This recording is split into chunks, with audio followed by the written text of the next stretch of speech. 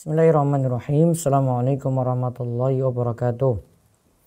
Innal hamdalillah nahmaduhu wa nasta'inuhu wa nastaghfiruh wa na'udzu billahi min syururi anfusina wa sayyiati a'malina. May yahdihillahu fala mudhillalah wa may yudlil fala hadiyalah.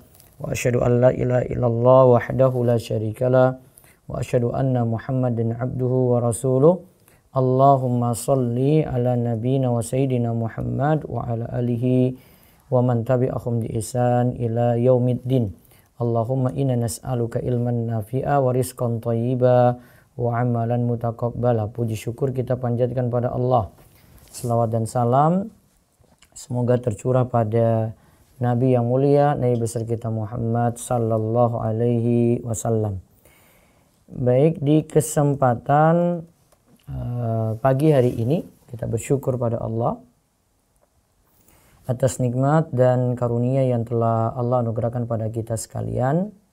Kita akan mengkaji di kesempatan pagi ini mengenai toko online, di mana kita masih mengkaji dari buku Harta Haram Muamalat Kontemporer karya guru kita Ustadz Dr. Irwandi Tirmizi Hafizahullah Ta'ala. Baik, kita akan lanjut. Pembahasan toko online ini pada pembahasan di buku Harta Haram Muamalat Kontemporer halaman 267 di cetakan ke-23. Jadi kita bahas sampai halaman 275. Baik, bisa dibaca jual beli barang dan jasa melalui telepon, internet dan aplikasi. Monggo. Kemajuan di bidang teknologi informatika juga merambat kepada kemajuan di bidang perdagangan. Dahulu, sebuah transaksi niaga hanya dapat dilakukan dengan cara kedua belah pihak hadir dalam satu majelis. Namun, dengan adanya telepon dan internet, maka jarak yang jauh antara dua pihak yang bertransaksi bukan lagi menjadi penghalang untuk melangsungkannya. Ya, terus. Berbagai jenis transaksi dapat dilakukan melalui media telepon dan internet, seperti jual beli barang atau jasa, penukaran mata uang, penarikan uang tunai, pengiriman uang, dan lain sebagainya. Khusus transaksi perbankan, kemajuan teknologi informatika sangat dirasakan manfaatnya. Namun, bagaimanakah syariat menyikapinya? Para ulama sepakat bahwa transaksi yang disyaratkan tunai, serah terima barang dan uang tidak dibenarkan untuk dilakukan melalui telepon dan internet, seperti jual beli emas dan perak. Maka tidak sah membeli emas atau perak melalui internet dengan cara uang ditransfer ke rekening milik penjual, kemudian emas diterima pembeli beberapa waktu setelah uang ditransfer, karena ini termasuk riba nasi'ah, yang nanti akan dijelaskan dalam pembahasan riba bai. Kecuali objek yang diperjualbelikan dapat diserah terimakan saat itu juga, seperti penukaran mata uang asing melalui ATM, maka hukumnya boleh. Ya, terus sebagai ilustrasi. Sebagai ilustrasi, A memiliki tabungan dalam bentuk rupiah di salah satu bank di Indonesia. Pada saat A berada di luar negeri, A membutuhkan uang dolar Amerika. Lalu A menarik uang tunai dalam bentuk dolar menggunakan kartu ATM-nya pada salah satu anjungan milik bank di negeri ia berada. Nah, kita lihat intinya jual beli online ini suatu kemanfaatan yang besar saat ini, tanpa orang itu mesti ketemu dalam suatu tempat kemudian bertransaksi. Ya, mereka bisa mendapatkan barang yang si penjual mendapatkan uang dengan mudah. Cukup transfer dan barang itu tinggal dikirim. Ya, ini yang kemudahan yang kita rasakan saat ini. Maka jarak yang jauh ya itu tidak jadi penghalang saat ini. Bahkan yang punya usaha yang biasanya lokal saja dia itu jual, ya, radius lokal yang dia jual bisa dikembangkan lebih luas. Ya, lebih luas lagi ke daerah-daerah yang lainnya. Bahkan bisa sampai ke luar negeri. Nah, namun bagaimanakah syariat menyikapi hal ini? Di sini Ustadz Irwandi nanti merinci dari sisi barang terlebih dahulu yang dijual. Ya. Kita akan lihat dari jenis barangnya. Kalau yang dijual di situ, yang pertama dijual itu lewat telepon dan internet, lewat toko online, adalah emas dan perak. Maka tidak sah membeli emas dan perak melalui internet dengan cara uang ditransfer ke rekening. Kemudian emas diterima pembeli beberapa waktu setelah uang ditransfer. Ini terjadi penundaan. Maka disebut riba nasi'ah.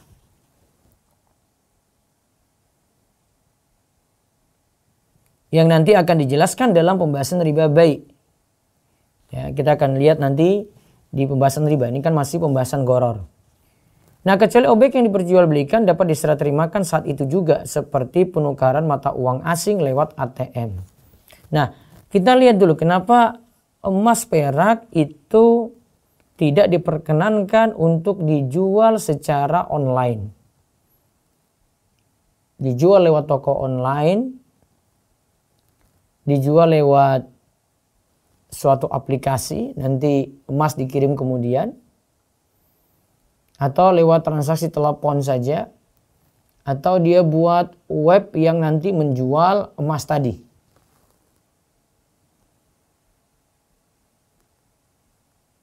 Nah, intinya emas, perak, mata uang ini masuk komoditas ribawi, komoditi ribawi yang sifatnya itu sama, yaitu sebagai alat tukar. Ya, sebagai alat tukar. Emas perak yang ini dipakai di zaman Nabi SAW berlaku juga seperti saat ini, tetapi mungkin tidak berlaku seperti kita beli beras dengan emas, gak berlaku lagi. Tetapi fungsinya sama. Orang jadikan emas perak itu masih sebagai alat ukur. Dan itu secara nas, dalil menyebutkan demikian. Penyebutan emas dan perak itu ketika ditukar, nah itu ada aturan tersendiri. Jadi kita bahas golongan ya, alat tukar ini atau alat ukur ini ya, suatu barang, alat ukur suatu barang.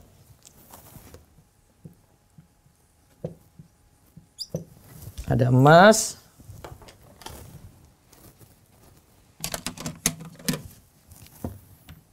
ada perak, ada uang. Tiga ini disebut satu illah.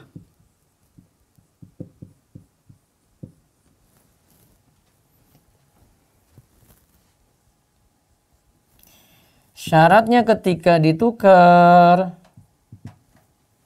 adalah ya, kalau sejenis,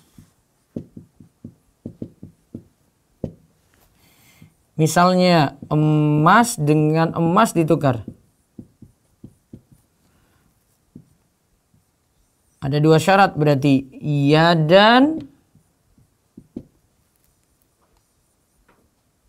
bi yadin. Tunai di majelis akad.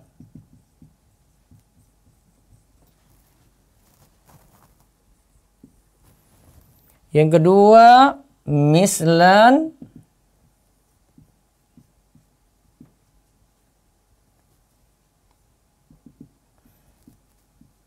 bimislin.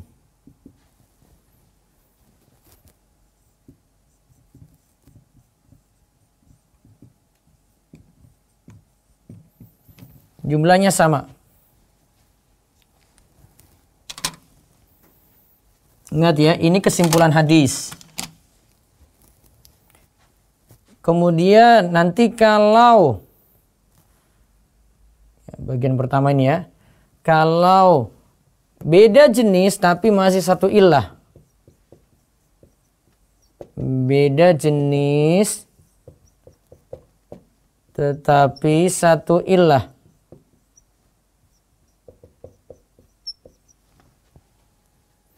Maka syaratnya cuma satu, yaitu ya dan biyadin.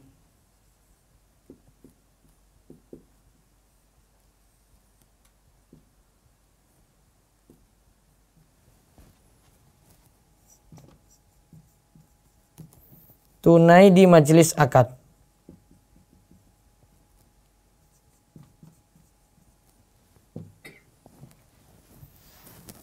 Ya, jadi ada yang sejenis emas-emas, ada yang beda jenis tetapi satu ilah. Nah, ini contohnya satu ilah. Emas ingin dibeli dengan uang atau emas ingin dibarter dengan perak. Syaratnya cuma satu, tidak mesti jumlahnya sama, yaitu timbangannya sama. Ya cukup ya dan biyadin tunai di majelis akad. Ya cukup tunai di majelis akad.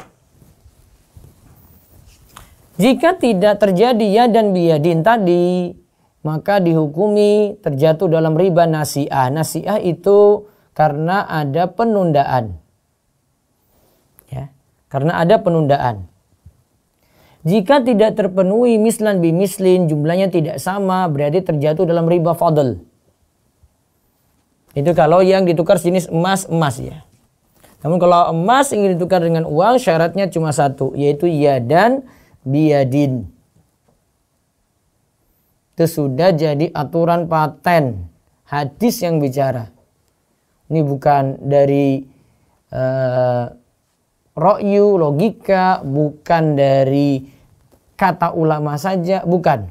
Namun ini dalil yang bicara. Kalau yang sejenis tadi. Adapun emas kok dengan uang di sini, uang kok bisa masuk dalam ilah yang sama? Ya karena kesimpulan dari dalil. Penarikan hukum dari dalil gitu.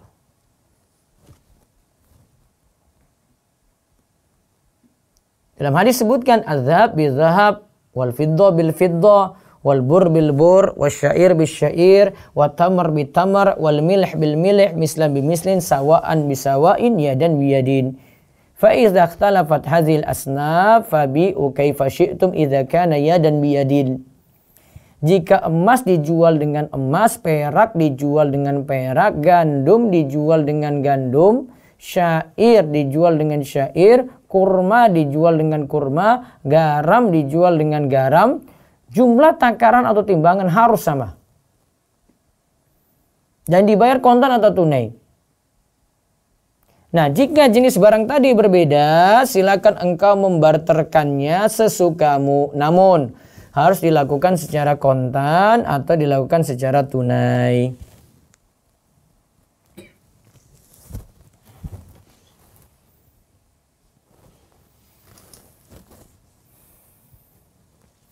Adapun kalau misalnya emas ditukar dengan beras ya, tidak pakai syarat. Emas ditukar dengan kayu tidak pakai syarat. Karena sudah keluar dari illah. Nah, kalau tadi kenapa lewat ATM tadi tidak masalah? Kan ATM itu kita ingin menukar uang dolar dengan uang rupiah, kan beda jenis ya. Tetapi penukarannya kan langsung dalam mesin. Ada uang rupiah kita bawa ATM dari Indonesia ke Arab Saudi misalnya, terus kita tarik uang itu dalam bentuk real yang keluar. Nah, terjadi penukaran langsung. Ya dan biadinnya itu di situ. Maka tadi Ustaz Irwandi katakan boleh seperti ini. Nah, ini tadi kaitannya dengan komoditi ribawi. Nah, jadi komoditi ribawi itu lebih diperketat untuk penukarannya. Terutama kalau sejenis atau satu ilah, satu kelompok, satu sifat. Ya, diperketat. Nanti pembahasannya kenapa alasannya kok dipersulit seperti itu, kok pakai syarat-syarat segala. Kenapa kalau motor dengan motor ya tidak disyaratkan seperti itu? Ya beda, motor lain lagi. Nah, nanti pembahasan ini insya Allah kita akan bahas nanti ketika kita bahas tentang masalah riba. Ya, tadi ya, hal ini dibolehkan ya penukaran mata uang di ATM tadi dan tidak termasuk riba baik karena yang terjadi adalah penukaran uang rupiah dengan dolar.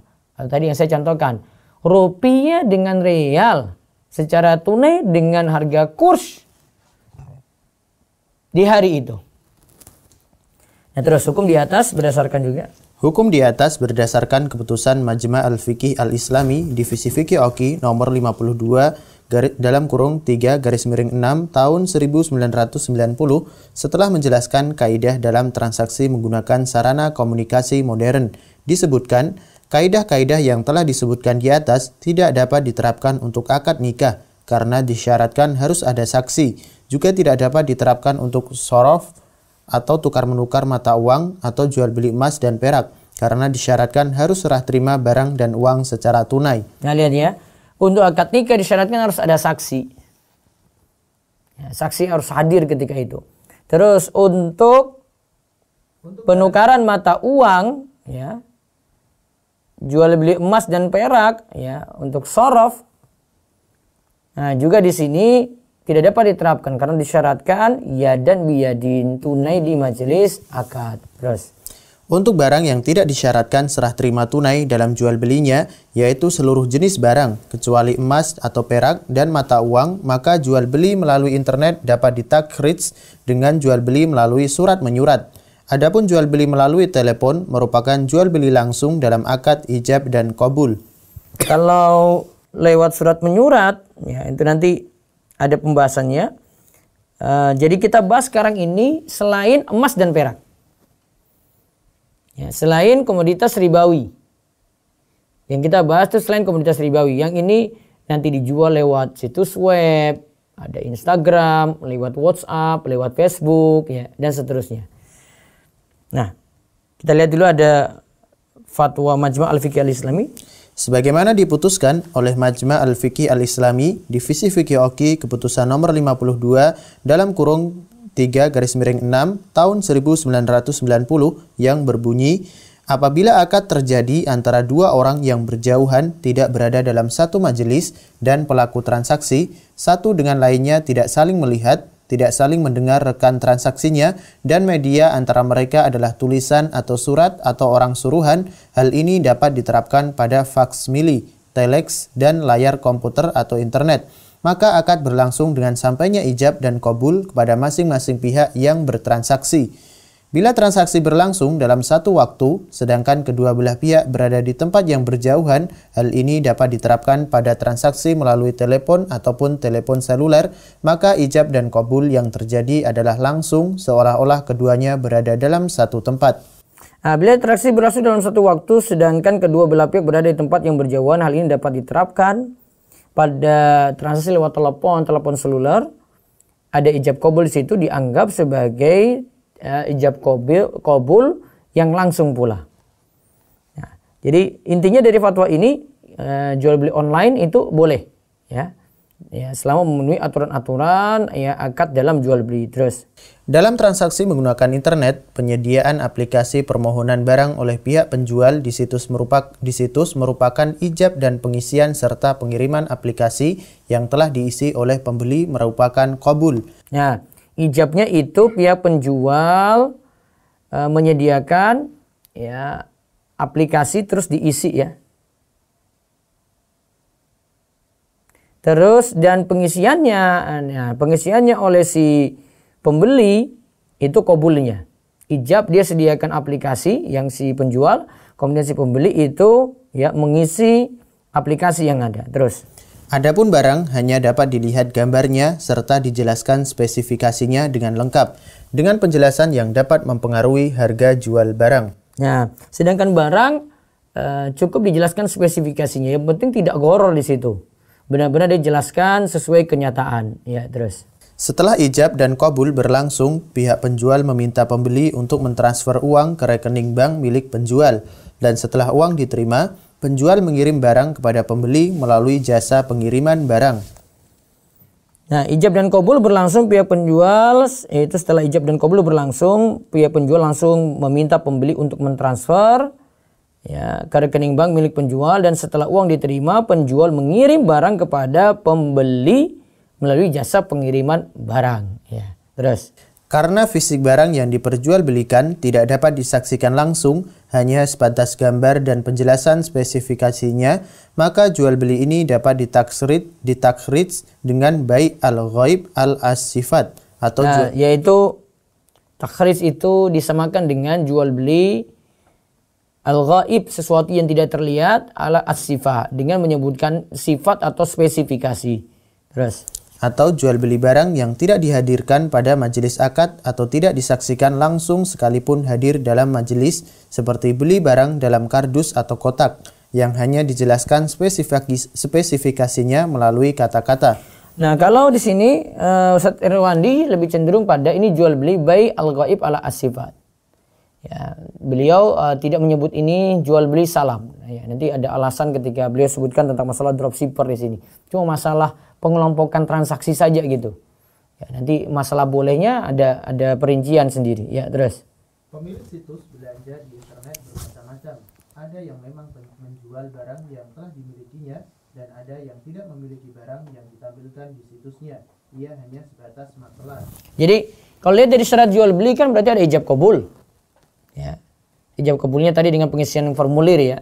Kemudian ada barang yang sudah disebutkan spesifikasinya.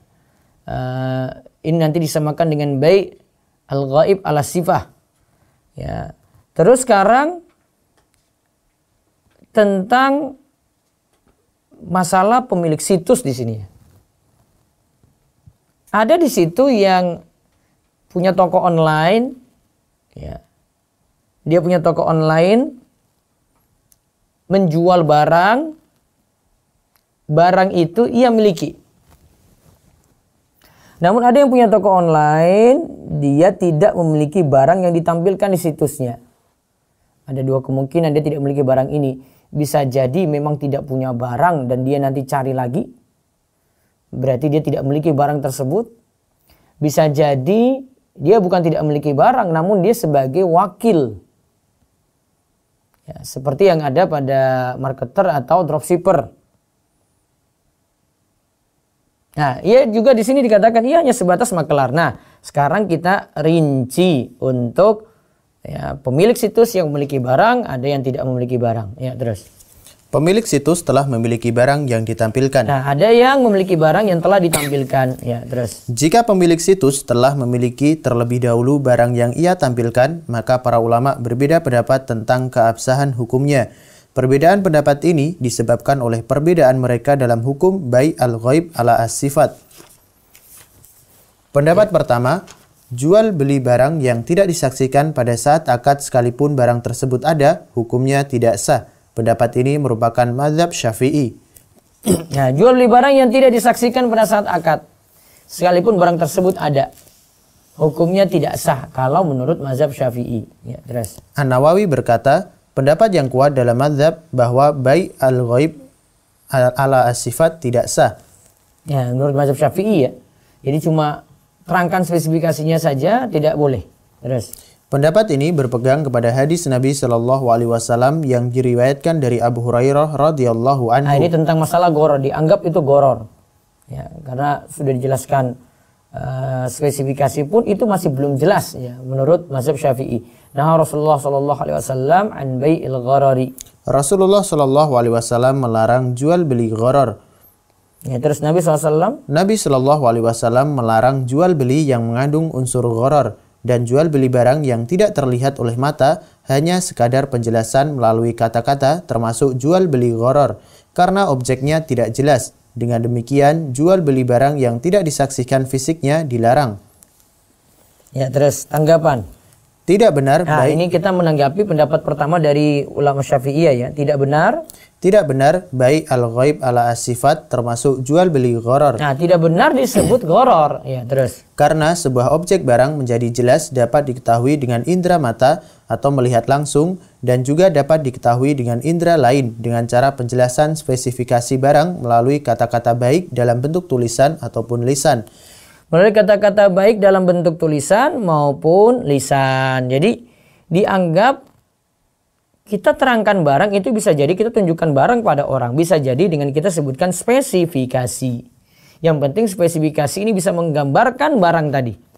Ya, jadi pendapat pertama ini tidak disetujui oleh Ustaz Irwandi. Jadi dikatakan tidak benar kalau bai al-ghaib al-sifat itu jadi terlarang. Terus. Dan syariat menghukumi sama antara mengetahui sesuatu hal dengan cara melihat langsung ataupun dengan sekadar uraian kata-kata. Allah berfirman, "Falamma ja'ahum ma'arafu kafaru bih." Maka setelah datang kepada mereka apa yang telah mereka ketahui, mereka lalu ingkar kepadanya. Al-Baqarah ayat 89. Ya, Dalam ayat di atas, Allah menghukumi kafir orang Yahudi atas keingkaran mereka terhadap Nabi Muhammad. Padahal mereka mengetahui Nabi Muhammad hanya melalui penjelasan Taurat dan tidak dengan cara menyaksikan langsung.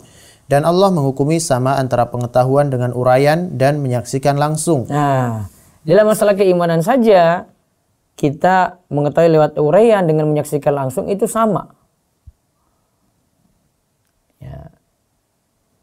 Tentang Allah kita tidak bisa melihat langsung. Nama dan sifat Allah kita tidak bisa melihat langsung. Tetapi kita tahu Allah memiliki nama ini, Allah memiliki sifat ini. Sudah tergambarkan tuh. Jadi antara pengetahuan dengan uraian dan menyaksikan langsung itu nanti dihukumi sama. Begitu juga sabda Nabi SAW. La tubashirul mar'atul mar'ata fatan ataha li zawjiha ka'annahu yanzuru ilaiha. Janganlah seorang wanita bergaul dengan wanita lain, kemudian ia mensifati atau menjelaskan ciri-ciri tubuh wanita tersebut kepada suaminya, seolah-olah suaminya melihat langsung wanita yang disifati. Nah, seolah-olah melihat langsung yang disifati, padahal cuma gambarkan saja. Bahasa kita tadi apa? Cuma menjelaskan spesifikasi. Terus. Hadis ini sangat tegas menyatakan sama antara penjelasan melalui kata-kata dengan melihat langsung. Nah, ini menyatakan sama antara kata-kata dengan melihat langsung. Jadi nggak ada goror di situ. Terus. Dengan demikian, maka penjelasan spesifikasi barang melalui kata-kata sama dengan melihat langsung sehingga tidak ada unsur goror dalam jual beli ini. Ya. Nah, maka kita beralih pada pendapat kedua. Bai al-ghaib ala as-sifat hukumnya sah. Pendapat ini merupakan mazhab mayoritas para ulama mazhab Hanafi, Maliki, dan Hambali. Ini pendapat mayoritas ulama kecuali Syafi'i. Maka dari sini kalau berdasarkan ini ya penjelasan spesifikasi, maka mau menerapkan mazhab Syafi'i dalam hukum ini agak berat. Karena dalam mazhab Syafi'i menjelaskan spesifikasi saja tidak cukup, kecuali harus melihat langsung. Padahal ini menyelisih pendapat jumhur ulama yang juga punya dalil dalam masalah ini. Seperti dalil-dalil yang disebutkan tadi. Buktinya kalau kita beritakan sesuatu cuma menjelaskan saja, gambarkan saja, itu sama seperti kita melihat secara langsung. Contoh lagi dalam masalah hilal, ya melihat ru'yatul hilal. Ada yang melihat langsung, ada yang cuma dapat berita saja. Orang yang melihat langsung dengan orang yang mendengar berita dari orang yang thiqah terpercaya, maka dianggap dia juga seperti melihat. Karena dia tetap jalankan hukum yang sama. Oh, lihat hilal masuk Ramadan ya, besok 1 Ramadan. Maka dia cuma mendengar saja.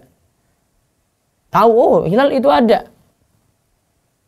Sudah dilihat, kemenak sudah melihat di beberapa titik dan dinyatakan itu sudah terlihat. Nah, kita kan cuma terima informasi. Tidak melihat langsung, namun dianggap sama. Besok 1 Ramadan, oh berarti besok puasa bareng-bareng gitu. Ya, terus. Dalil pendapat ini adalah nas-nas yang menjelaskan bahwa hukum jual beli pada dasarnya adalah boleh atau halal. Nah, kembali ke hukum asal jual beli. Allah berfirman, wa halallahu al-bai'a. Allah telah menghalalkan jual beli. Al-Baqarah 275. Nah, terus. Bai al-ghaib ala as-sifat termasuk jual beli dan hukumnya asal jual beli adalah halal. Dengan demikian, bai al-ghaib ala as-sifat hukumnya halal. Terus. Dan tidak ada hal-hal yang menyebabkan jual beli ini menjadi haram, maka hukumnya tetap pada asalnya yaitu halal. Jika tidak ada masalah-masalah, maka kembali ke hukum asalnya halal. Maka yang jualan lewat toko online, lewat marketplace, selama itu dia tampilkan barang dengan spesifikasi yang jelas. Itu kita lagi bahas ini orang yang memiliki barang tadi ya. Orang yang memiliki barang ini dia punya spesifikasi yang jelas. Maka halal untuknya. Terus wallahu alam, pendapat yang menghalalkan jual beli bai al-ghaib ala as-sifat lebih kuat karena memang tidak ada hal yang mengubah hukumnya dari halal menjadi haram. Tetapi perlu diingat bahwa penjelasan spesifikasi mesti harus jelas. Bila tidak jelas, seperti seorang penjual mengatakan kepada pembeli, saya jual baju yang ada dalam kotak ini dengan harga sekian. nah, jual baju Emangnya baju apa? Warnanya bagaimana? Kualitas kainnya seperti apa? Ini produksi siapa? Ya. Kainnya tipis apa tebal? Ukurannya berapa? Ah, kan kalau cuma dibilang saya jual baju yang ada dalam kotak ini dengan harga sekian, goror. Karena spesifikasinya tidak jelas, cuma spesifikasinya dia sebut baju. Bisa jadi dia jual harga 100.000, ternyata itu baju murahan yang harga 20.000 misalnya.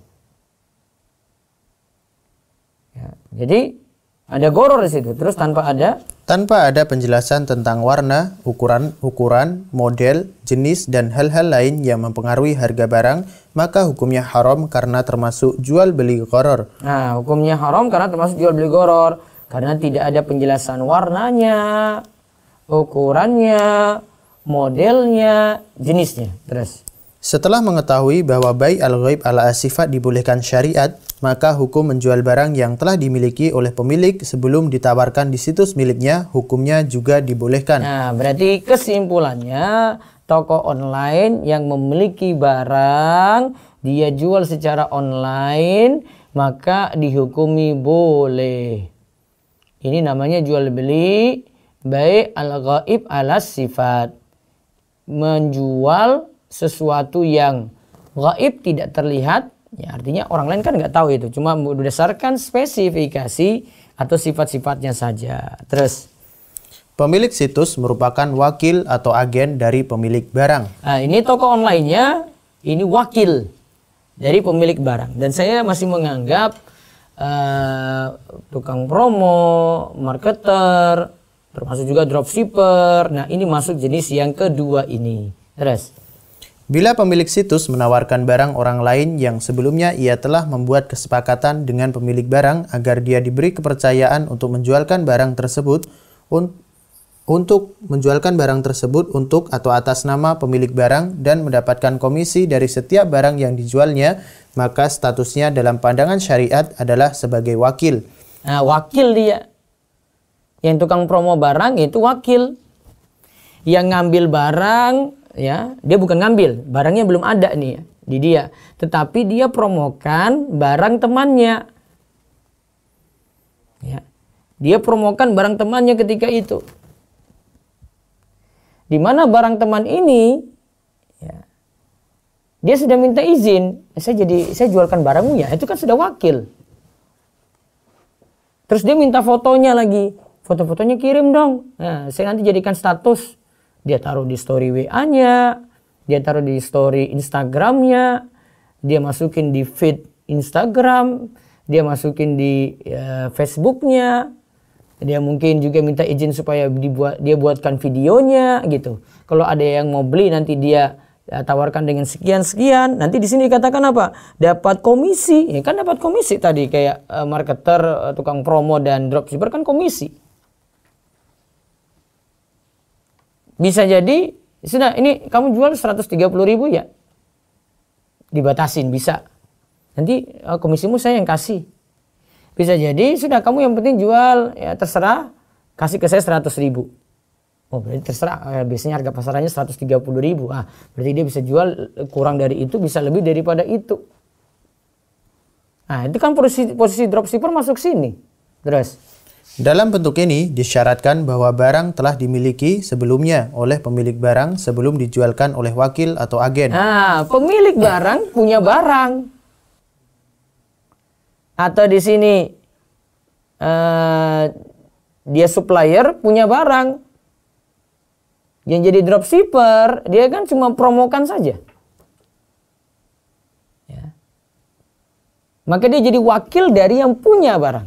Ya, terus berdasarkan hadis yang diriwayatkan oleh Jabir bin Abdullah radhiyallahu anhuma, ia berkata, "Aku hendak pergi menuju Khaybar. Lalu aku mendatangi Rasulullah sallallahu alaihi wasallam. Aku mengucapkan salam kepada beliau. Aku berkata, aku ingin pergi ke Khaybar." Maka Nabi sallallahu alaihi wasallam bersabda, "Idza ataita wakili fakhudh minhu 15 wasqan.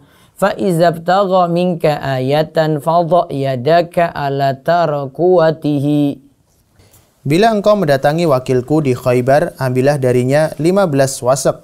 wasek kurma. Bila dia meminta bukti atau bahwa engkau adalah wakilku, maka letakkanlah tanganmu di atas tulang bawah lehernya. Ya, terus. Hadis sangat jelas menyatakan bahwa wakil hukumnya sama dengan pemilik barang. Maka yang jadi wakil, makelar, calo, terus marketer, tukang promo, dropshipper, atau ada di warung.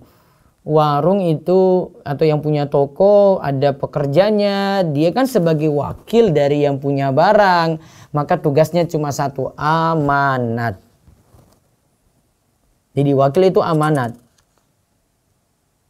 Ya, dia disuruh jual misalnya 130.000 tadi. Ya amanat, pegang itu kamu bukan barangmu loh. Gak boleh dikasih diskon begitu saja kecuali dengan izin gitu misalnya. Jadi kalau si pemilik barang bebasin gitu. Ya. Karena dia sebagai wakil harus amanat. Nah terus keadaan yang ketiga. Nanti baru kita simpulkan setelah saya sebutkan keadaan ketiga ini ya. Baca. Pemilik situs belum memiliki barang yang ditampilkan dan juga bukan sebagai wakil atau agen. Nah toko online belum memiliki barang yang ditampilkan dan juga bukan sebagai wakil. Ya kalau bahasa kita ya dia tidak punya barang. Kalau itu kaitannya dengan dropshipper, dia itu dropshipper liar. Ya terus. Para ulama sepakat bahwa tidak sah hukum jual beli jika pemilik situs tidak memiliki barang-barang yang ia tampilkan pada situsnya. Biasanya proses ini berlangsung sebagai berikut. Pada saat pembeli telah mengirim aplikasi permohonan, barang pemilik situs hanya menghubungi pemilik barang yang sesungguhnya tanpa melakukan akad jual beli, hanya sebatas konfirmasi keberadaan barang. Setelah ia meyakini keberadaan barang, lalu ia meminta pembeli untuk mentransfer uang ke rekeningnya. Setelah uang diterima, barulah ia membeli barang tersebut dan mengirimkannya kepada pembeli. Iya, terus. Akad jual beli ini tidak sah karena ia menjual barang yang bukan miliknya. Akad ini mengandung unsur gharar disebabkan pada saat akad berlangsung, penjual belum dapat memastikan apakah barang dapat ia kirimkan kepada pembeli atau tidak. Ya, lihat ya. Tidak sah hukum jual beli jika pemilik situs tidak memiliki barang. Biasanya proses ini berlangsung pada saat pembeli telah mengirim aplikasi. Pemilik situs hanya menghubungi pemilik barang yang sesungguhnya tanpa melakukan akad jual beli. Hanya sebatas konfirmasi keberadaan barang. Setelah ia meyakini keberadaan barang, lalu ia meminta pembeli untuk mentransfer uang ke rekeningnya. Setelah uang ia terima, barulah ia membeli barang tersebut dan mengirimkannya kepada pembeli. Nah, kalau ini coba dilanjutkan lagi hal ini. Hal ini berdasarkan sabda Nabi Shallallahu Alaihi Wasallam yang diriwayatkan oleh Hakim bin Hizam radhiyallahu anhu. Ia berkata, "Qala ya Rasulullah ya'tini ar-rajul fayuridu minnil bai'a laysa indi afa'abta'uhu lahu minas suq." Faqala la tabi' ma laysa indak. Wahai Rasulullah, seseorang datang kepadaku untuk membeli suatu barang. Kebetulan barang tersebut sedang tidak kumiliki. Apakah boleh aku menjualnya? Kemudian aku membeli barang yang diinginkannya dari pasar. Maka Nabi Shallallahu Alaihi Wasallam menjawab, jangan engkau jual barang yang belum engkau miliki. Baik. Tadi disebutkan pada saat pembeli telah mengirim aplikasi, terus pemilik situs hanya menghubungi pemilik barang tanpa melakukan akad jual beli. Nah, karena tidak ada akad jual beli, berarti barang belum dimiliki. Hanya sebatas konfirmasi. Terus dia suruh kirim uang. Ketika kirim uang ini, ya, ketika uang dikirim, barang kan belum ada. Ya, barang itu belum ada. Nah, sehingga dia jual barang yang belum dimiliki tadi ya. Tadi kan dikatakan oleh Nabi SAW dalam hadis Hakim bin Hizam, ada orang datang, saya tidak memiliki barang. Bolehkah saya itu jual barang, saya beli dulu di pasar, kemudian saya tawarkan pada dia gitu. Apakah boleh aku menjualnya, kemudian aku beli barang yang diinginkannya dari pasar? Maka Nabi SAW jawab apa tadi? La tabi' ma laysa indak. Nah ini dia belum memiliki barang. Ingat ya, di sini catatan, dia bukan wakil, dia tidak memiliki barang.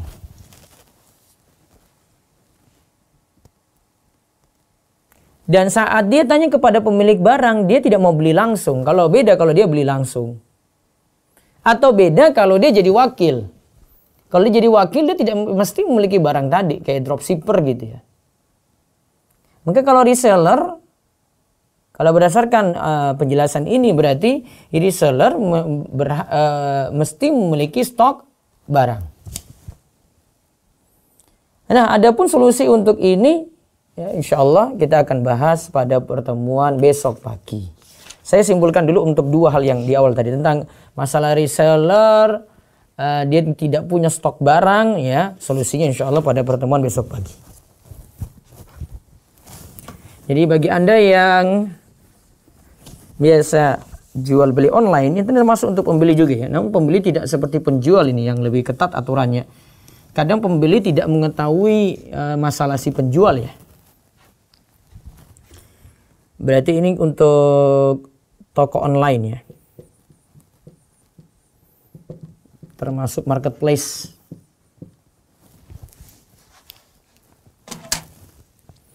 Yang dia lakukan adalah paling aman adalah memiliki barang.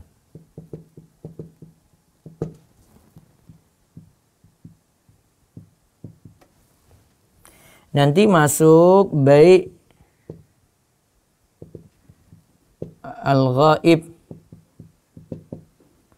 ala sifat. Kalau menurut jumhur boleh.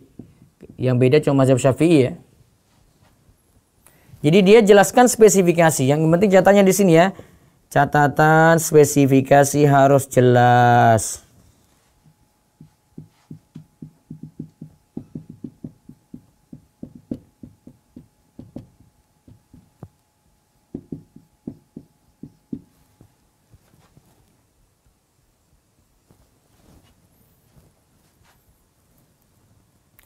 Dua, tidak memiliki barang tapi sebagai wakil.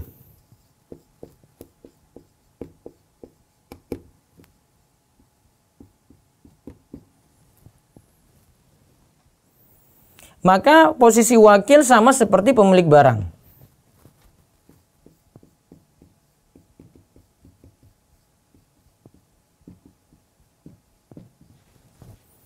Modal penting si wakil ini apa? Amanat.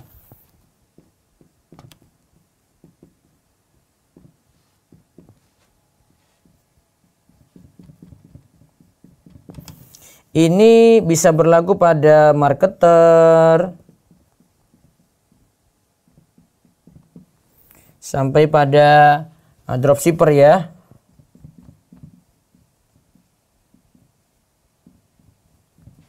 Hukumnya di sini.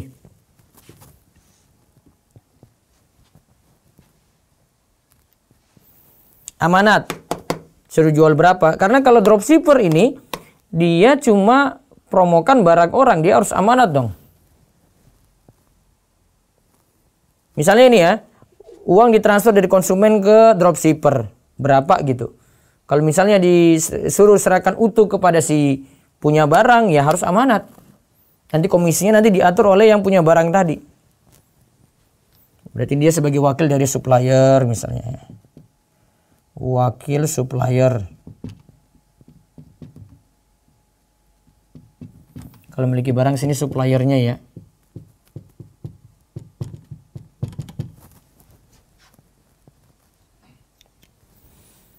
Nah, tentang solusi tadi tidak memiliki stok barang, ya insya Allah besok pagi akan kita bahas. Nah, di sini nanti ada solusi-solusi dari Ustadz Irwandi, termasuk nanti beliau bahas tentang masalah dropship. Dan nanti ada solusinya. Baru nanti hari Kamis, hari Jumat ya. Pertemuan pekan depan baru kita bahas just tip. Ya, itu saja. Ya, nantikan untuk pembahasan besok pagi insya Allah. Baik, kami buka langsung dari Zoom terlebih dahulu. Monggo. Nah, Ustaz, Anda panggilkan untuk peserta yang raise hand. Tafadholi kepada Umu RR, silahkan dibuka mic-nya, Bu.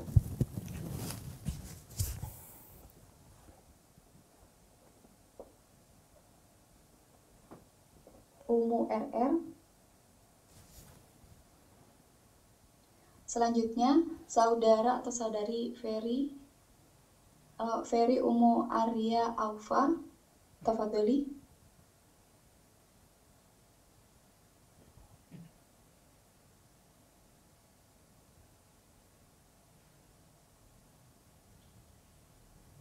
Umu Adam. Tafadholi Umu Adam.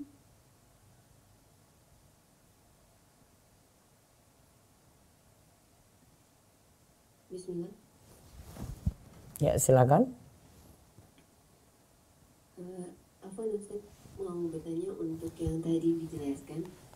Misalnya sebagai penjual suatu produk, Ya. tapi kemudian barangnya sedang kosong. Kemudian ada pembeli yang mau membeli barang itu. Baik. Karena barangnya sedang kosong, dia kan harus cari ya Ustaz ya. Ya. Kita tuh cari, kemudian memang menghubungi penjual lain yang punya stoknya, Ya. dan memang dilakukan akad jual beli gitu. Ya. Akan dilakukan akad jual beli. Tapi kemudian setelah dicari itu nggak ketemu, berjalan waktu lah agak cukup lama. Kemudian ketika sudah berlalu cukup lama, kami menanyakan kembali kepada calon pembeli ini mau jadi beli nggak, misalnya ada barangnya. Setelah konfirmasi itu baru mencari lagi ke pedagang lain yang punya. Saat itu dilakukan akad jual beli dari penjual lain yang memang memiliki. Kalau kayak gitu boleh nggak sih Ustaz? Baik. Saat cari-cari tadi dengan si pembeli itu mengikat atau tidak? Tidak, belum ada transaksi dengan pembeli. Tidak suruh transfer ya?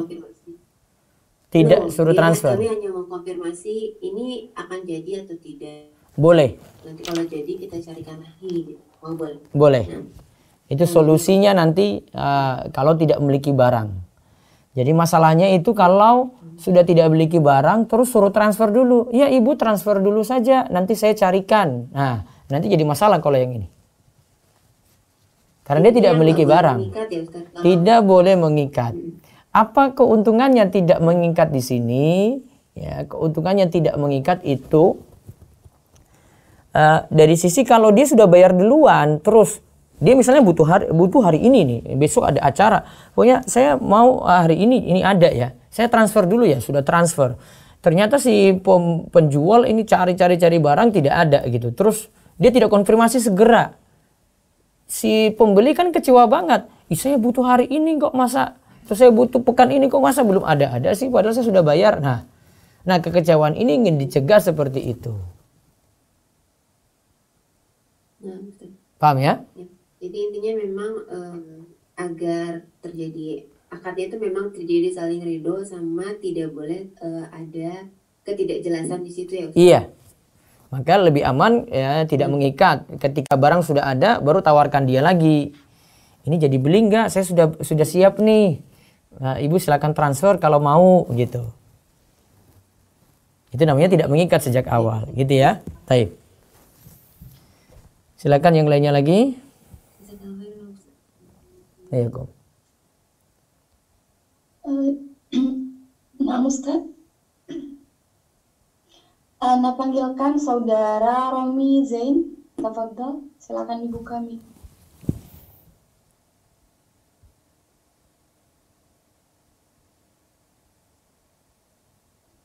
Saudara. Bismillah. Assalamualaikum Ustaz. Ya, waalaikumsalam warahmatullahi wabarakatuh. Silakan. Izin bertanya. Ya. Ana mempunyai teman yang dimana dia itu jadi reseller produk gitu. Reseller produk memang ya. sudah dimilikinya terlebih dahulu. Iya. Nah terus kemudian sering promosi di media sosial, misalkan lewat WhatsApp, status WhatsApp, Instagram dan lain sebagainya. Iya.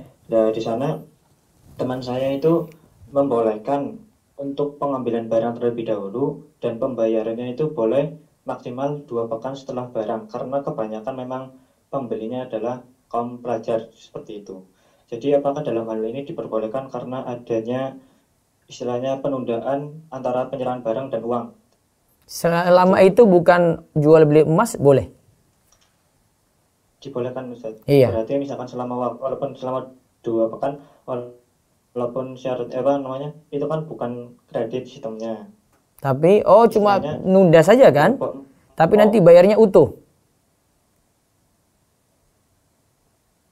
Tidak, itu terserah mau dikasih berapa kali, misalkan boleh dipecat 3 kali atau mungkin 4 kali, itu berdasarkan kemampuan dari pembeli. Harganya sama atau tidak? Sudah dipastikan sejak awal? Harganya sama Ustaz. Nah, boleh. Hanya waktu pembayaran saja terserah mau berapa kali. Yang tidak boleh kalau harganya tidak sama. Kalau misalnya dia bayar 1 minggu dengan bayar 2 minggu dengan bayar 3 minggu nanti berbeda. Nah, itu baru jadi masalah. Gitu ya. Baik. Waalaikumsalam. Ya, satu lagi lewat present dulu. Silakan kepada Saudari Rianti, silakan.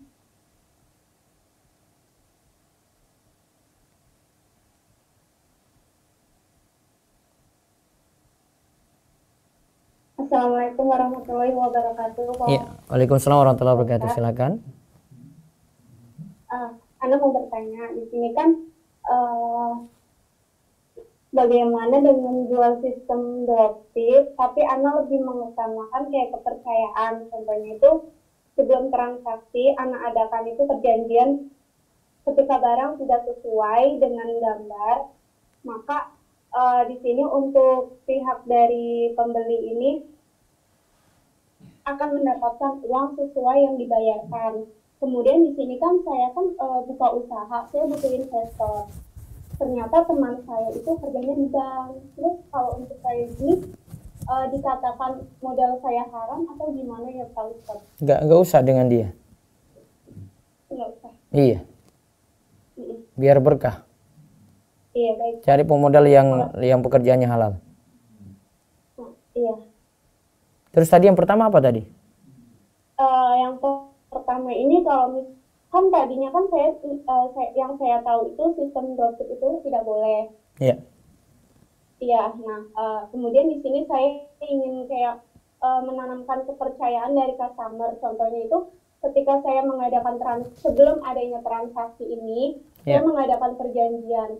Kalau untuk barang tidak sesuai, nantinya uangnya akan dikembalikan sesuai dengan pembayaran. Iya. Seperti itu, Ustaz. Ya, tadi seperti penjelasan saya, dropshipper posisinya di wakil. Wakil dari si pemilik barang. Iya. Maka dia hukumnya sama seperti pemilik barang. Kalau dia tanamkan kepercayaan seperti itu, gimana? Tapi di sini kan tadi Pak Ustadz bilang kalau di sini itu kan dropship itu harus amanat. Iya. Biasanya itu kan saya kan kadang dropship. Kadang ada yang misalkan suppliernya itu bilang, kamu harus jual yang segini ya, sesuai ya. Terus ada juga yang nggak bilang kalau kamu itu jualnya harus gini ya. Ternyata saya kayak ngambil untung gitu Pak Ustadz. Itu hukumnya gimana ya Pak Ustadz? Jualnya harus gini ya. Berarti dia batasi kan? Jualnya harus tidak dibatasi. Terus komisinya ada atau tidak? Kalau untuk komisinya itu ada, dari dia ada, kemudian saya izin. Kalau dia sudah batasin, maka harus jaga amanat itu, nggak boleh jual lebih. Iya. Tapi kalau misalkan ada dari suppliernya itu tidak membataskan harga, bebas berarti. Kalau supplier nggak batasin berarti bebas jualnya. Gitu ya? Udah itu, makasih ya Ustaz ya. Baik, baca satu dari chat sebelum saya ke WA dulu. Nah, Ustaz, Bismillahirrahmanirrahim. Assalamualaikum Ustaz. Waalaikumsalam warahmatullahi wabarakatuh. Ustaz, saya izin bertanya. Ya. Ana bekerja di toko milik orang lain. Ya. Tadi ada yang beli khimar, harga aslinya 70.000 dan saya jual 100.000. Ya. Setelah tawar-menawar kesepakatannya 85.000 dan yang 15.000, apakah boleh untuk anak pribadi Ustadz? Jazakallah khairan. Coba diulang, barangnya harganya berapa? Jual berapa tadi? harga aslinya 70.000, Taib. Ana jual 100.000. Terus. Setelah tawar-menawar kesepakatan 85.000 dan yang 15.000, apakah boleh untuk Ana pribadi, Ustaz? Nah, itu dengan kesepakatan itu, kalau tidak melanggar kesepakatan tadi tidak masalah ya. Ya, gitu. Satu lagi dari chat. Afwan Ustadz, izin bertanya, jika saya GrabFood dan ada diskon 50% dengan OVO dengan minimal pembelian 60.000, apakah boleh? Sementara dengan cash kita tidak diskon. Nggak boleh. Kalau manfaatkan saldo terus dapat diskon, nggak boleh. Nah, ribanya di situ. Baik, saya pindah dulu ke WA, silakan. Bagaimana acara pernikahan yang umum pakai amplop dan banyak teman mengeluh soal amplop karena tidak mampu? Bagaimana acara pernikahan pakai amplop dan teman mengeluh karena tidak mampu? Ya, ini ya, saya tergantung ini daerah mana ya. Kadang ada yang sudah jadi regulasi karena dianggap utang, memang yang sebelum-sebelumnya itu utang. Sehingga dianggap itu sudah jadi kesepakatan bersama. Kalau dianggap utang, maka dia mesti kembalikan tadi. Karena sesuai kebiasaan urf di masyarakat gitu. Namun kalau itu sifatnya memaksa, kalau yang di daerah lainnya bukan urfnya tapi sifatnya memaksa, nah itu baiknya tidak seperti itu caranya. Wallahu a'lam. Baik, lewat telepon dulu, angkat. Ya, assalamualaikum. Ya, dengan siapa? Ya, silakan Umur Reza.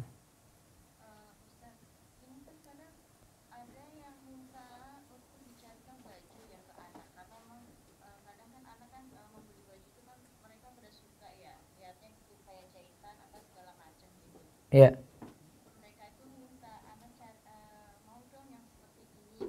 Ya. Terus Ana carikan gitu loh. Ana carikan yang seperti itu juga, yang seperti beliau sampaikan gitu. Iya. Ana tunjukkan sih gambarnya yang seperti ini gitu. Terus Ana cek ke tempat yang biasa Ana langganan gitu loh Ustadz. Iya. Ada barangnya gitu. Terus saya konfirmasilah ke yang nanya, ada nih barangnya, mau apa enggak gitu kan? Oh iya mau gitu. Terus habis itu Ana beli dulu nih Ustadz, pakai uang Ana dulu gitu. Setelah barang sampai, aku konfirmasi lagi nih Ustadz, ini barangnya sudah ada, jadi apa enggak gitu. Kalau jadi, Ana kirim ke tempat beliau gitu loh Ustadz. Habis diterima, baru dibayar gitu. Itu seperti itu, boleh nggak Ustadz? Muraisa, ketika yang mau beli itu sudah mengikat apa belum yang ketika awal? Belum, baru mau dicarikan aja. Baru mau dicarikan saja? Iya, karena kan sudah tahu Ana nggak punya barangnya Ustadz. Nah, terus ketika barangnya sudah ada, nanti mereka mau beli? Mau beli, iya. Ketika mau beli itu, Muraisa beli dulu barangnya ataukah mereka bayar dulu? Ana beli dulu. Nggak masalah berarti. Habis itu kan barang sudah datang nih Ustadz. Yeah. Terus diserahkan kepada yang meminta tadi kan. Yeah. Setelah tadi diserahkan gitu, baru mereka bayar Ustadz. Boleh. Itu juga bayarnya kadang-kadang nggak langsung kan ya. Misalkan 1 hari apa 2 hari baru dikasih uangnya gitu ke Ana Ustadz. Yang penting Muraisa sudah punya barang. Oh, yang penting sudah punya barang ya? Iya, tidak masalah kalau punya barang. Walaupun pertamanya itu misalkan mau dong seperti ini ya gitu. Tapi Ana carikan dulu ya, ada apa enggak di tempat yang biasa Ana yang biasa Ana beli gitu. Iya, boleh. Enggak apa-apa. Oh, jelas. Taib. Ya gitu ya. Taib. Waalaikumsalam warahmatullahi wabarakatuh. Baik, dari WA lagi silakan. Bismillah. Afwan, jika kita membeli cincin emas di toko emas. Cincin emas di toko emas, terus? Namun cincin baru bisa diambil seminggu setelah dibayarkan karena harus dibuat ukurannya jari tangannya. Apakah ini termasuk riba nasi'ah? Itu riba nasi'ah karena ada penundaan. Satu lagi.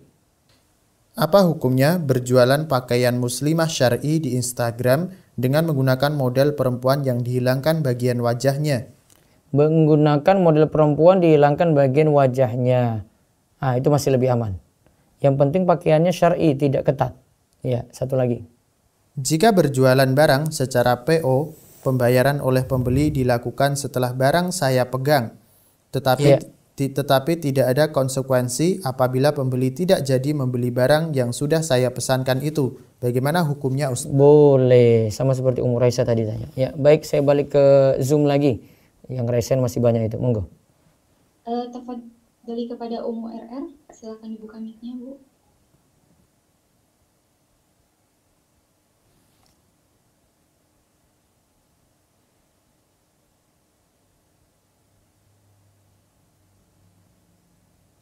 Assalamualaikum Ustaz. Iya, waalaikumsalam warahmatullahi wabarakatuh. Silakan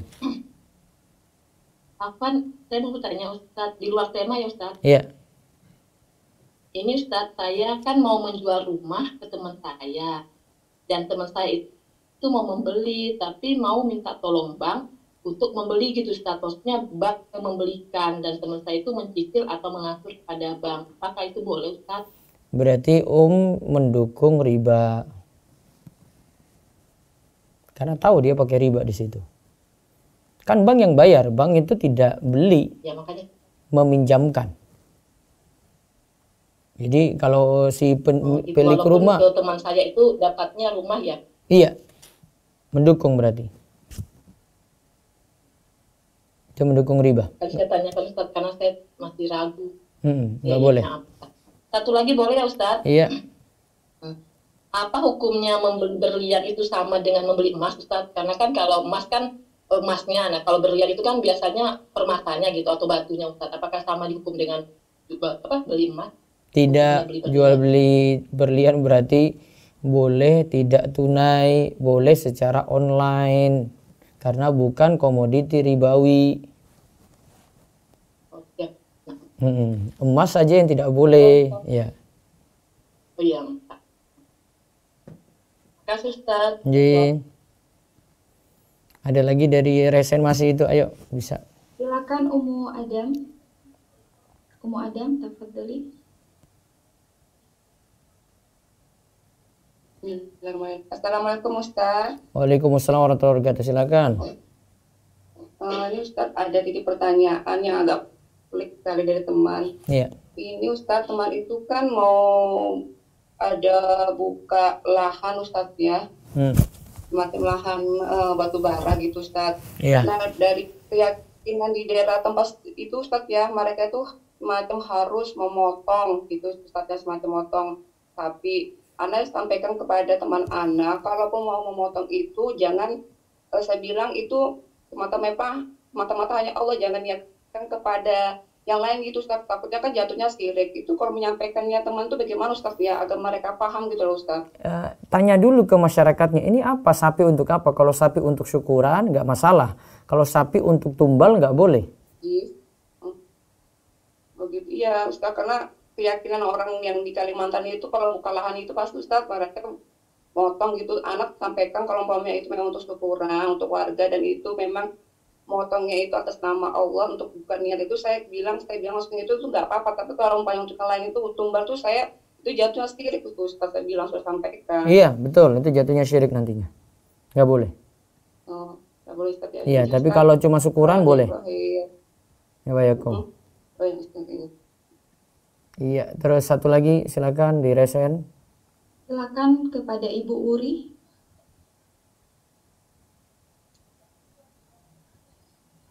Ibu Uri, silakan dibuka mic-nya. Bismillah. Assalamualaikum warahmatullahi wabarakatuh. Ya, waalaikumsalam warahmatullahi wabarakatuh. Silakan. Ustaz izin bertanya. Ji.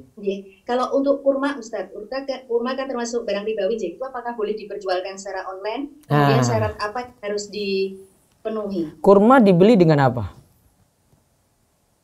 Kurmanya saya ada supplier gitu nanti. Enggak Bu, saya juga simpel aja. Bukan itu. Kurma dibeli pakai apa? Uang. Uang kan? Uang dengan kurma nggak satu kelompok. Oh gitu. Sehingga mau jual beli online, mau tertunda, mau kredit, mau nyicil berapa kali, boleh. Oh iya iya. Ya. Jadi ingat, Gitu. dia komoditi ribawi tapi dia tidak satu kelompok dengan uang gitu. Kalau dia satu kelompok dengan jadi uang. intinya gitu ya, meskipun sama-sama Iya. barang ribawi. Walaupun Oh, iya. sama-sama barang ribawi, kecuali kalau tukar kurma dengan kurma. Atau kurma dengan beras, satu kelompok. Namun kalau kurma dengan uang beda kelompok, maka tukarnya terserah. Oke. Kemudian lagi Ustadz, Iya. untuk hukum konsinyasi Konsinyasi Ustadz, ya. itu kalau di dalam fikih muamalah istilahnya apa Nji? Terus Masuk, kemudian itu boleh nggak kalau misalnya saya titip barang, Ya. kemudian nanti dijualkan dulu di pameran kayak gitu, nanti selesai pameran baru kita hitung-hitungan berapa yang laku, berapa yang ini, Nggih. itu boleh nggak? Berarti yang dititipi tadi itu sebagai wakil. Wakil dari yang punya barang. Jadi dia tinggal mau aja aturannya bagaimana gitu. Oh ini kalau laku barangnya ada 10. Oh nanti kalau laku 9 kamu bonus 1 loh. Nah sudah gampang. Manut aturan dia jadi aja. Sesuai dengan akordnya aja ya? Iya. Mau bagi hasil atau mau berapa persen, Boleh. atau mau ambil laba sendiri seperti itu Nji? Nah nanti sesuai kesepakatan. Oh iya iya. Ya. Nji. Gitu Ustadz, jazakumullah khairan. Waalaikumsalam. Baik, lagi dari Zoom masih resen diselesaikan dulu. Tafadhol kepada saudara atau saudari Diaul Haq Makassar. Silakan dibuka mic-nya.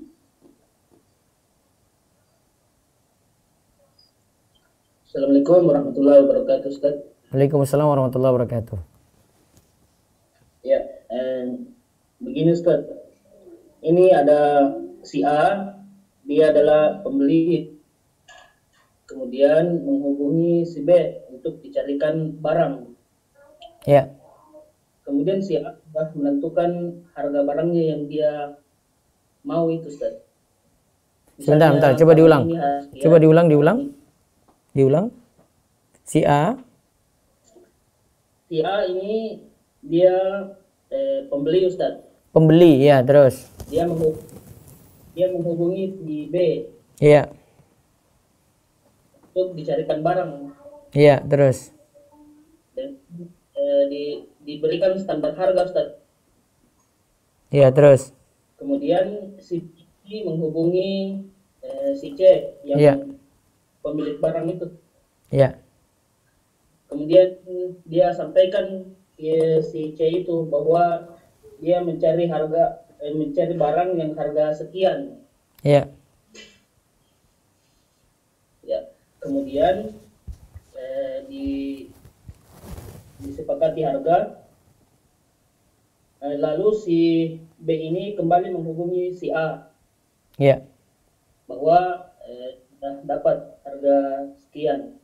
Iya.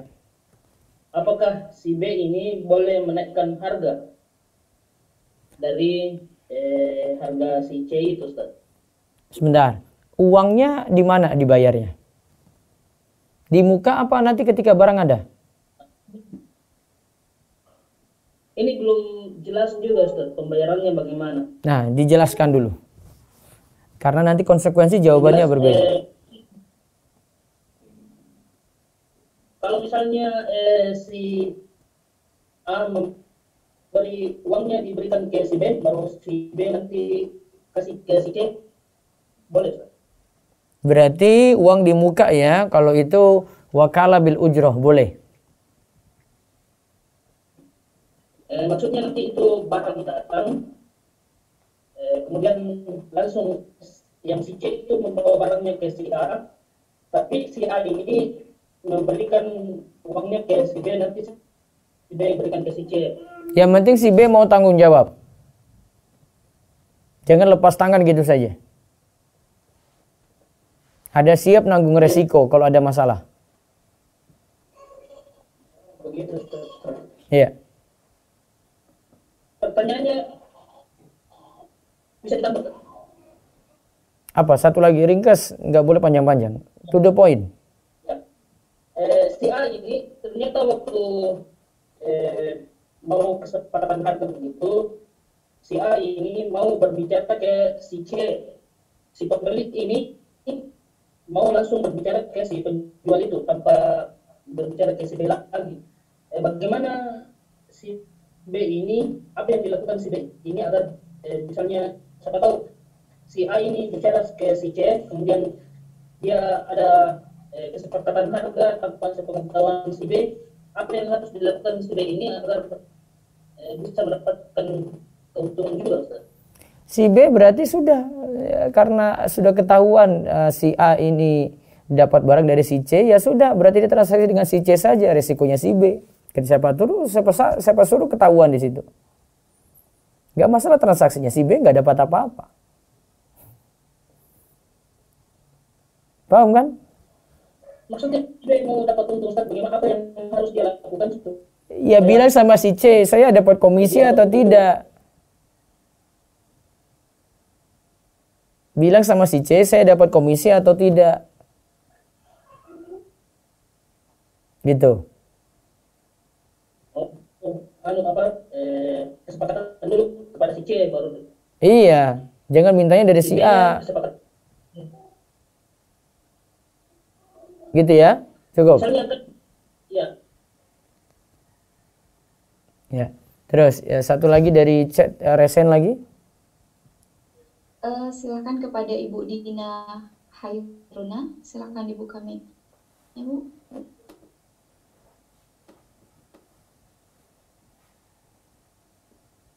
Ibu Dina. Iya, Assalamualaikum warahmatullahi wabarakatuh. Ya, waalaikumsalam warahmatullahi wabarakatuh. Silakan. Begini Ustadz, saya kan punya konveksi. Nah, konveksi itu kan biasanya cuma jasa untuk menjahit pakaian. Yeah. Nah, biasa untuk sebelum jasa itu saya minta DP. Kebetulan ada pelanggan ini dia minta dibelikan bahannya juga gitu. Jadi saya harus pergi ke pasar, saya beli bahan, mencari bahan dan membeli apa yang dia inginkan.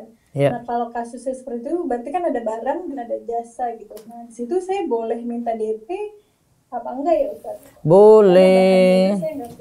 Karena ibu bukan nanti masuk transaksi yang kita bahas, masuk transaksi istisna. Istisna itu ada proses produksi barang. Oh, jadi kalau misalnya saya harga bahannya kalau saya naikkan, maksudnya saya ambil keuntungan dari bahan, boleh nggak Ustaz? Boleh. Oh, boleh. Iya. Jadi sebelum saya beli, saya minta DP. Minta DP dulu, nggak masalah. Saya produksi gitu boleh? Iya. Oh, nggak masalah. Nggak masalah. Okay. Satu lagi boleh nggak Ustaz? Ya, terakhir, to the point, Bu. Ya, Assalamualaikum Ustaz. Saya mau bertanya. Sebentar, Bu. Oh, ini sama ya orangnya? Iya. Oh, sama. Oh iya, silakan. Suami istri ya. Iya. Apa Ustaz? Ana kan diberi kepercayaan oleh pemilik rumah gitu ya Ustaz ya, untuk dijualkan. Ana itu sebagai marketer gitu, broker lah ibaratnya kata Ustaz ya. Nah, Anda cari pelanggan, Anda cari pembeli, lalu Anda pertemukan dengan penjual gitu. Nah, Anda dapat komisi dari penjualan tersebut. Tapi kalau misalkan akad itu mereka melalui bank jual belinya, Anda ikut terdampak atau enggak Ustaz ya, Hafadnya? Si pembeli dia mau transaksi lewat bank? Iya. Oh, mau kredit gitu ya? Iya, mau kredit Ustaz. Ya, berarti mendukung dalam riba. Itu mendukung dalam riba. Oh gitu Ustaz ya? Iya. Oh, walaupun yang akad itu pemilik rumah gitu Ustaz, bukan Ana. Ana kan mencarikan saja gitu. Mencarikan saja. Pemilik rumah setuju saja kalau itu pakai bank KPR ya? Iya. Gitu. Si pembeli iya kalau gitu. Iya, nggak apa-apa. Gitu kan? Iya, Ustaz. Tapi kan Bapak terlibat dalam perantara di situ. Oh iya Ustaz. Enggak boleh. Oh baik Ustaz. Iya. Baik Ustaz, terima kasih Ustaz. Assalamualaikum. Waalaikumsalam warahmatullahi wabarakatuh. Baik, yang berikutnya satu lagi. Resen. Tafadhali kepada Ibu Adelia.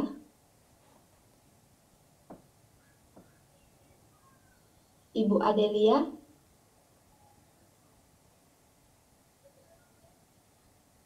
Assalamualaikum warahmatullahi wabarakatuh. Waalaikumsalam warahmatullahi wabarakatuh. Saya Adelia dari Kota Bogor. Silakan. Jadi begini Ustaz, kebetulan saya menjual skincare. Iya. Jadi kami itu kalau para dokter itu dapat skincare itu dari farmasi kan biasanya kita ambil dulu skincare-nya, dikirim, kemudian bayarnya itu tempo 1 bulan dari pihak farmasinya. Jadi jatuhnya kan utang ya 1 bulan. Iya. Nah, kemudian pertanyaan saya, apakah kita bisa disebut sebagai wakil pihak farmasi tersebut? Kemudian yang kedua, artinya kalau kita sebagai wakil, artinya kita apakah boleh kita mempromosikan produk yang misal belum ready stock di saya? Misal ada hand body belum ready di saya, tapi saya sudah promosikan, apakah saya boleh seperti itu? Dengan pihak yang punya barang itu punya kerjasama enggak? Iya, saya selama ini dia marketingnya datang ke kita, dok kami punya produk ini, kemudian saya saya mau pesan ini gitu. Iya, berarti sudah kerjasama tertulis bahwa saya sebagai wakil gitu tidak ada, tapi saya akan menjual gini produk misalnya skincare gitu. Artinya sudah dipercayalah sama yang punya barang. Saya sudah 3. Boleh saja, tidak masalah. Tidak masalah. Artinya saya mempromosikan boleh, misal saat ini hand body tidak ada di saya, apakah saya bisa promosikan hand body tersebut? Boleh. Kemudian dan saya juga apakah boleh kita misalnya tidak hanya skincare, misal produk yang lain, kalau modalnya hutang, apakah kita bisa menjual barang tersebut dengan menaikkan harga? Selama yang punya barang tidak masalah maka nggak apa-apa. Oh baik, terima kasih Ustaz. Assalamualaikum warahmatullahi wabarakatuh. Waalaikumsalam warahmatullahi wabarakatuh. Terakhir dari Resen, monggo. Tafadholi kepada Ibu Yuni Winarsih. Ibu Yuni, silakan dibuka mic-nya, Bu. Assalamualaikum Ustaz. Waalaikumsalam warahmatullahi wabarakatuh. Silakan. Ustaz, saya kan mau bangun sebuah rumah. Kan sudah mulai dibangun gitu loh. Ketika di tengah-tengah itu, saya kan kekurangan biaya. Kemudian saya sudah berusaha untuk yang ada saya punya itu saya jual. Kemudian saya tolong ke saudara-saudara, tapi nggak ada yang bantu. Adanya yang bantu ini ya seperti dari pihak bank, itu sebaiknya gimana Ustadz? Membantu untuk apa? Pihak bank? Ya dari pihak bank itu kan memberikan pinjaman gitu loh kepada saya, karena kan saya sudah di tengah-tengah gitu loh, supaya biar bisa menyelesaikan rumah yang dibangun itu. Darurat atau tidak, Bu? Darurat atau tidak? Ya, kan ini saya kan memang masih ngontrak, dan dengan ngontrak ini kan masalahnya kontraknya terlalu besar gitu loh Ustaz. Ya bangun bertahap aja deh Bu, pokoknya jangan lewat bank, titik. Kenapa nggak mau bangun bertahap? Harus berusaha untuk ngumpulin lagi uang, kemudian daripada kena masalah dengan bank, nanti ibu nyesel. Gitu ya. Coba lihat orang-orang dulu itu ya, mereka itu tidak pinjam uang di bank loh mereka itu. Mereka ada batu bata, bangun dulu pelan-pelan, ada semen, bangun lagi, ada sudah belum dicat nih ya. Terus dilepo, terus habis itu dicat ya. Pelan-pelan banget mereka bangun rumah itu. Oh belum ada keramik, oh keramik belakangan aja deh. Santai mereka bangun rumah. Tanya sama orang-orang tua kita dulu. Paham kan? Nah, Ustaz. Iya, sabar-sabar ya. Ya. Terima kasih. Assalamualaikum. Baik, itu terakhir ada ukti siapa itu? Tafadholi kepada Ukti Indri. Ukti Indri silakan dibuka mic-nya.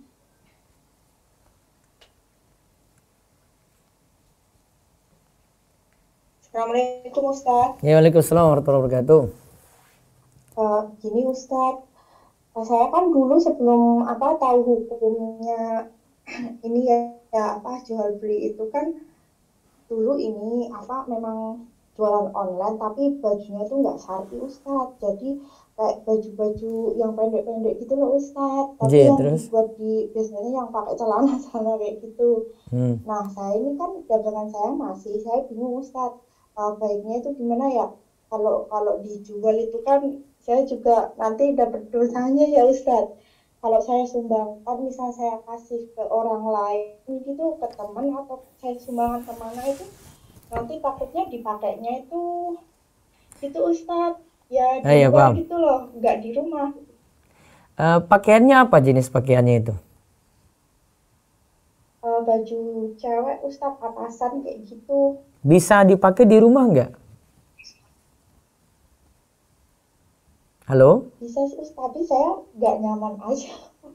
Halo, ya Ustadz. Bisa ibu jual? Bisa sih, cuman saya udah nggak pakai baju kayak gitu Ustadz. Saya kan sekarang pakainya udah gamis gitu. Nah, jadi itu bisa ibu jual tapi seleksi dalam pembeli. Jadi pembelinya diseleksi yang ngaji saja. Gitu ya? Iya. Kalau nggak bisa seleksi kayak gini, nah baru cari solusi lain deh. Sudah? Iya, ya Ustaz, jazakallahu khair. Baik, itu saja nanti ya. Yang Waalaikumsalam warahmatullahi wabarakatuh. Yang belum sempat saya jawab baik lewat WA dan yang lainnya, insya Allah besok pagi saya lebih peringkas lagi untuk pembahasan dropshipper dan reseller sehingga bisa banyak untuk tanya jawab mudah-mudahan. Demikian kita cukupkan, tutup dengan doa kafaratul majelis. Subhanakallahumma bihamdika, asyhadu an la ilaha illa anta astaghfiruka wa atubu ilaik. Assalamualaikum warahmatullahi wabarakatuh.